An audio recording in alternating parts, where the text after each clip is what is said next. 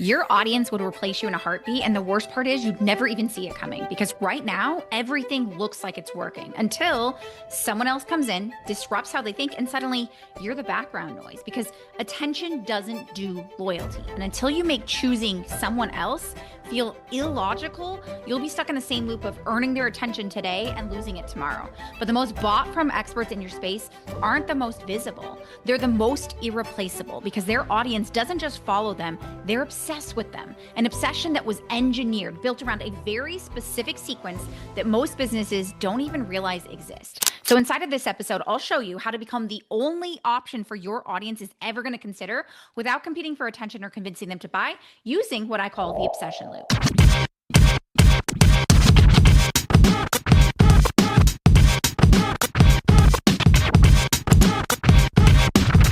I'm Echeverria, and help founders and CEOs become category leaders by turning their expertise into a self-selling IP system using the Netflix effect. So today, we're going to talk about something that affects every single established expert and founder that has an audience. And it's the reason why some of you have thousands of followers, real engagement, and people who genuinely love your work, but can't seem to figure out why your revenue isn't matching the reach. Now, I want to make this really clear for you. This is not going to be an episode where I talk about content strategy, posting more, showing up differently. Those are all the basics. Instead, what I'm going to share with you here is about what it takes to build obsession versus creating attention and why it's the difference between businesses that consistently bring in revenue regardless of what's happening in the market and the businesses who constantly have to fight for attention, try to figure out algorithms, create and produce more content. Now, this is not a new concept, and you're going to see this exactly how you've been seeing it inside of your life for years, if not decades, because you felt it firsthand. There are brands that you love right now that you are completely obsessed with, ones that you know you buy and you talk about over and over again, but what you never probably realized up until now is why. So I'm going to break this down for you and starting out with an example that you probably would have never thought of, which is Howard Stern. Now, in the 80s, radio had a very repeatable formula. We've all experienced it. There was polished hosts, safe topics, very carefully produced segments. That was the standard and what good radio really looked like. So naturally, every single station out there was following that. Now, when Howard Stern came on the scene, he ignored everything. He got on air. He said everything that nobody else would say, very unfiltered, very raw, very uncomfortable. Now, people were genuinely shocked as a result of it because their existing logic about what radio was supposed to sound like was completely shattered. They didn't know whether they should be offended or addicted. And that tension is exactly what kept them listening. So it wasn't just shock value that made that obsession for millions. It was that he had effectively replaced their old logic with new logic. Now, after Howard Stern, polished radio no longer sounded professional. It sounded really fake, safe in a way that made it feel like it was an insult to your intelligence. So they were no going back to what was existing there. And something really crazy happened. His audience didn't just prefer him. Every other option became unbearable. So nobody went back to regular radio and felt satisfied. He hadn't just won their attention. He had ruined everything else. Same thing happened when we look at Jordan and Nike. In 1984, sneakers were equipment. They were very functional, but very forgettable. So every brand out there was competing on performance, who had the better cushioning or technology. Now, Nike was thinking about this differently. They signed an unproven rookie, Michael Jordan. They built a shoe around his story and did something nobody had the nerve to do. Now, as a result, the NBA banned the shoe for violating their uniform policy. Instead of backing down, Nike paid the fines every single game. They ran an ad that said that the NBA can't stop you from wearing them. That move shattered what a sneaker was supposed to mean because it wasn't just the rebellion that created that obsession. It was what came after.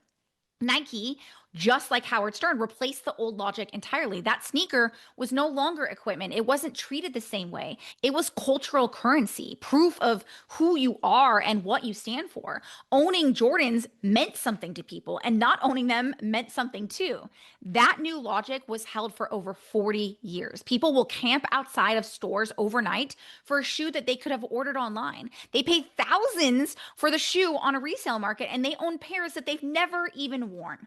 Not because Jordans are the best performing sneaker, but because choosing something else stopped making sense. Stern, Nike, neither of them tried to be better than their competition. Instead, what they did is they made their competition irrelevant. Now, that is what I need you to understand, because the definitive experts in your space right now, the ones who are never chasing clients, who are talked about in rooms that they're not even in, and have never had to re-win their audience, have figured this out. So let me be clear. You're not going to create obsession by being liked, even though every marketing textbook, business coach, and course has told you otherwise.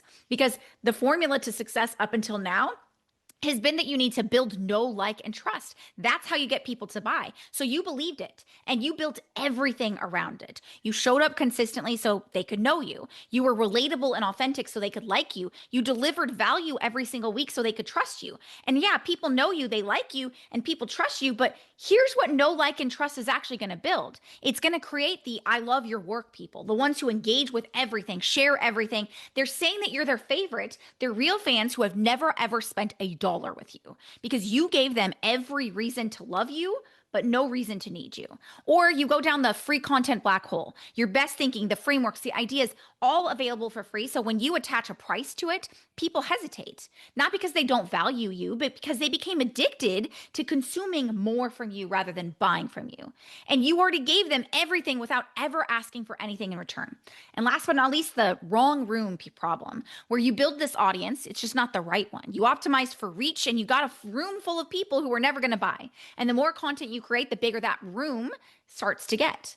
The problem isn't that you're not good. It's that you built your entire foundation on being seen, liked, and trusted. And here's the thing about being liked. You liked a lot of things that you've never actually paid for because people don't buy what they like. They buy what they can't stop thinking about. Know, like, and trust will get you considered, but obsession is what gets you chosen every single time. So the question isn't how do you get more people to like you? The question is how do you become the person they can no longer stop thinking about? The answer is you stop chasing for their attention and you start occupying their mind, where you play a loop in their mind until buying from you becomes the only logical answer. I call it the obsession loop, a 3-step sequence that rewires how your audience thinks, pulls them into a bingeable world that you've built, and keeps them there until buying from you is the only thing that makes sense. And it works in 3 phases. So let me walk you through it. And it starts with disruptive thinking. Now, here's what most founders do when they create content. They teach, they inform, they deliver value. So their audience is nodding along and they're learning something new, but they move on with their day after that. That's education, and education is the enemy of obsession. The reason why is because education is comfortable. It confirms what people already think they know and just adds on to their existing framework. It doesn't actually challenge anything. So think about the last time that you scrolled on TikTok and someone confirmed something you already believed. Maybe skincare over makeup or consistency over perfection, hard work over shortcuts. You heard it. You agreed with what they said. Maybe you even saved the post that you saw, but you kept scrolling. It didn't stop you. It didn't make you think about anything. It didn't bring you back because your brain does not obsess over things that it already knows. It obsesses over the things that it can't resolve. So disruptive thinking is what does that. In the moment that your audience encounters an idea that's so contrary to what they believed, so fundamentally different from the way they've been thinking, that it stops them cold in their tracks. It's the equivalent of the I was today years old when I realized feeling. That cognitive dissonance makes someone put their phone down and think, wait, everything I thought I knew about this was completely wrong. Now, this runs really deep because the human brain has this very obsessive relationship with unresolved tension. So when something disrupts your existing thinking, when a belief that you held is now cracked open, your brain cannot rest until it finds a resolution. So it's going to keep coming back and searching for that resolution. Now, that open loop, that is the beginning of obsession. So think about the last time a piece of content stopped you cold, really stopped you. I mean, made you screenshot it, send it to someone, read it 3 times, and go down an hours-long rabbit hole. It wasn't because it was teaching you something new. It was because it made you think about something that you already believed, and then suddenly it felt completely wrong. That crack is what disruption creates. So Howard Stern created that crack the second he opened his mouth because everything his audience thought good radio was supposed to sound like was shattered in the first 5 minutes. They didn't know whether to be offended or addicted because because of that. And that tension kept them coming back every single day. Now, Jordan did the same thing. They created that the moment the shoe hit the court in the wrong colors. Everything people thought a sneaker was supposed to be, which was functional, white, forgettable, suddenly felt really outdated. One shoe, one moment, and the crack was instant. So I want you to think about your audience. They have a belief right now about their business, about their results, about their approach that is directly responsible for the outcome that they're not getting. They think they know what the problem is. They think they know what the solution needs to look like. And that belief is actually what's keeping them stuck. So your job in phase one is to find that belief and completely destroy it. Not with controversy or just shock value, but with a truth that is so specific and undeniable that their existing logic collapses under the weight of it. So I'll give you a great example with Andrew Huberman. He showed up in a very saturated wellness space with hundreds of experts that were parroting the same thing about sleeping more, stressing less, exercising regularly, right? All the things we've heard and had been told for decades, like the fact that we've been sold on this idea of getting 8 hours of sleep, and that was the answer to feeling rested. Now, that became the nagging comment that we heard everywhere. Your mom made sure that before you went to bed, she said, get your 8 hours. Now, Huberman came in, shatters everything. He tells us that 8 hours was really never the key to feeling rested, energized, and sharp. It was what you do in the first 10 minutes after you wake up. Specifically, getting sunlight in your eyes within 30 to 60 minutes of waking. Now, that single act sets your circadian rhythm. It triggers the right cortisol response, and it determines when your brain is going to naturally release melatonin that night. When you skip this, doesn't matter if you slept 6 hours, 10 hours, 12 hours, your brain is already going to be working against you before your day ever starts. But nobody ever told us that, right? We were sitting here counting hours when we should have been counting minutes. That is the moment that millions of people put their phone down and thought, wait, everything I thought I knew about sleep was wrong. And once that crack was opened, they became obsessed. Podcast after podcast, protocol after protocol, all because their brain had this open loop that it desperately needed to close. And Huberman was the only one to close it. See, he didn't build an audience. He rewired how millions of people think about their own biology. And once that logic was rewired, there was nowhere else to go. That is what disruptive thinking does. It doesn't just get attention. It creates a compulsion to come back, to get hooked until it's all you're thinking about. So for our clients, we help them identify those disruption points, the hidden beliefs that your audience holds and feel completely logical to them right now, but are the exact things that are actually keeping them from the result that they want. That is your crack. When you find those, people will stop nodding along and start questioning everything they thought they knew and start looking to you for the answer. Now, once you have that, the second phase is rewiring that logic. Now, most founders make a really big mistake at this because they disrupt, they crack something wide open, they create this moment of cognitive dissonance where their audience is thinking, wait, everything I thought I knew was wrong, but then they just leave them there inside that crack, right? Where nothing is there to replace what just got shattered. Now, what happens when that disruption happens without rewiring is that open loop will start to close on its own. The brain, desperate for a resolution, is going to grab the nearest available logic, which is usually the old belief that they already had, or worse, they're going to find someone else who's going to give them that replacement framework, someone else who's going to close the loop that you created. So disruption without rewiring is not going to create obsession. It's going to create confusion, and confused people don't buy, they leave. So logic rewiring is what turns that crack into a complete reconstruction. It's the moment that you don't just destroy their existing belief, you hand them something new in the way of thinking that is so specific, so complete, so undeniably yours, that it now becomes the new lens that they can see through and the only lens they can see through. So think about what Huberman did after he shattered that 8-hour myth. He didn't just leave people wondering what they should do instead. He handed them an entirely new operating system for their biology. That idea of morning sunlight, delayed caffeine, temperature regulation, ultradian rhythms, 90-minute focus cycles, all those things, every single protocol he was giving them was replacing that old belief with a new one, and all of it ran through his framework. So his audience was no longer just learning something new. They started to see their entire life through a Huberman lens. That's why we see people talking about it constantly.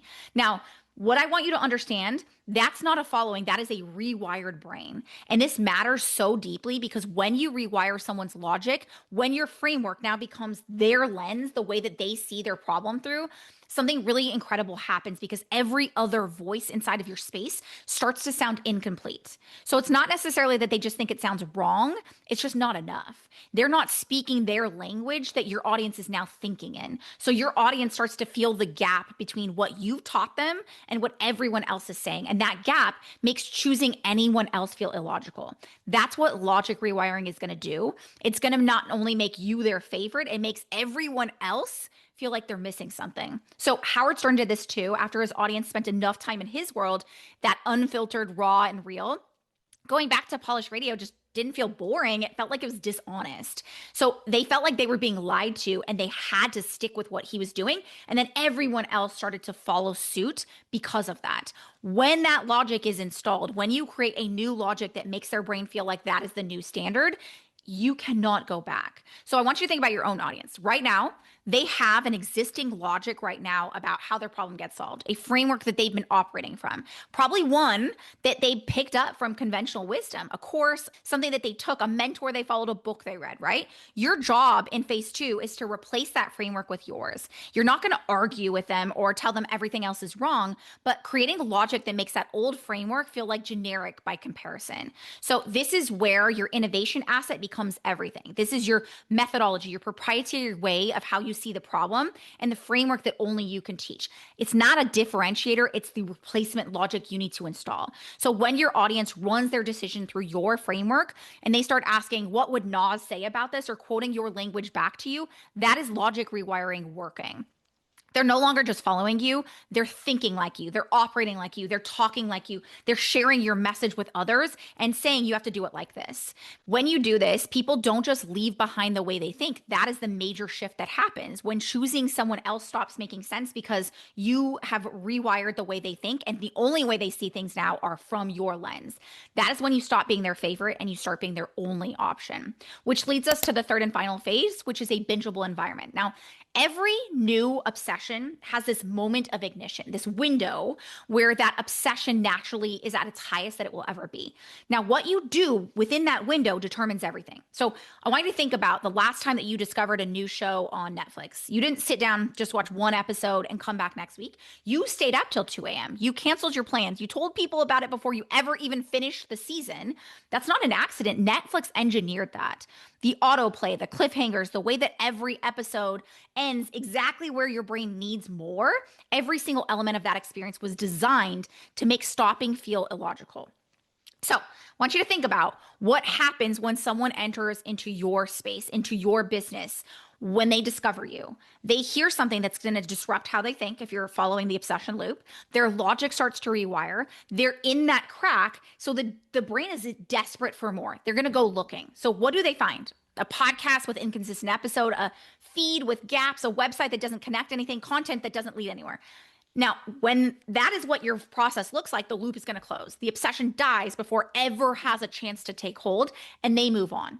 Again, it's not because you weren't good enough. It's because they didn't have a bingeable process that actually builds that system into that. So a bingeable environment is the container that captures that obsession at its peak and compounds it. So it's this deliberate architecture of your content, your platform, your ecosystem that's designed so every single piece of what you created naturally leads to the next. Where finishing one thing isn't just going to satisfy them, it's going to create that hunger. So again, Huberman did this like a genius. Every podcast that he ended with had a protocol, very specific, very actionable thing that they needed to do. So the moment that someone tries that and it works, they need the next one and the next one, because now it's not just consuming information. They're running experiments on their own biology using the framework. So the result of that is that every experiment isn't just giving them a win. It's deepening that belief in their logic, which means that they become so obsessed that they come running to his content over and over again. That is a bingeable environment. Now, every single piece of content is an on-ramp to the next. Every result is going to deepen the obsession. So I want you to think about what is known as the 48-hour window. When someone discovers you, whether it's through a post, a podcast, a referral from a friend, you have a window. a narrow, urgent window where their brain is primed for obsession, where the open loop that you create is going to scream for resolution. So if your environment is built right, they fall in, they binge, the loop deepens, the obsession compounds. So by the time they come up for air, choosing someone else doesn't just feel wrong, it feels impossible. Now, if your environment is not built, they scroll past, right? They mean to come back to you, but they forget.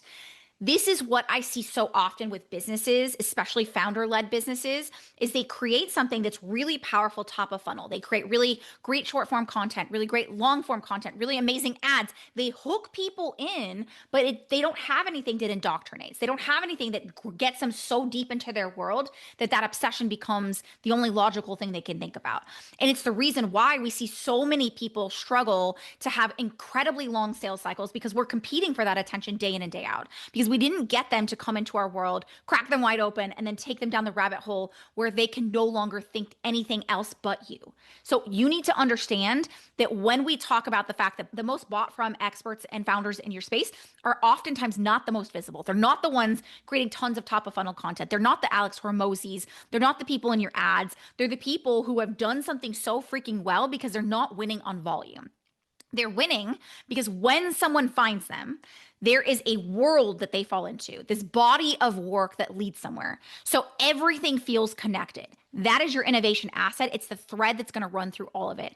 Every piece of content, every episode, every post, everything that happens, it creates that obsession loop and moving them into where they stay. So I want to explain to you inside of our world, what we help our clients create is having the process that brings those people in, creates that addiction to you from the front end, but then deepens that through indoctrination using a bingeable asset. So a bingeable asset quite literally is like, think about how you binge through a Netflix series and you're like so hooked, you're looking up everything about the series afterwards.